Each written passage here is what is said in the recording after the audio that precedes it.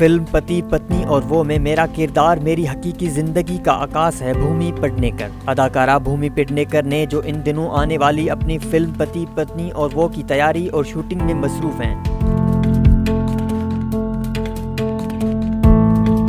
انکشاف کیا ہے کہ اس فلم میں میرا کردار ایک ایسی لڑکی کا ہے جو بڑے شہر سے ہے اور آج کے دور کی ایک جوان لڑکی ہے۔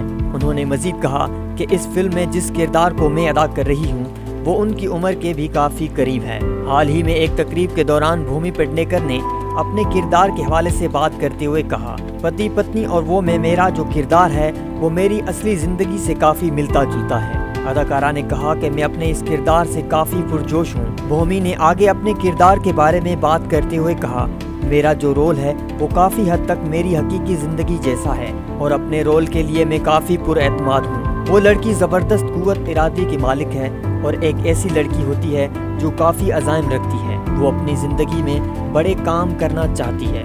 فلم کی ہدایت کاری مدثر عزیز کر رہے ہیں اور اس کے پروڈیوسر بھوشن کمار ہیں۔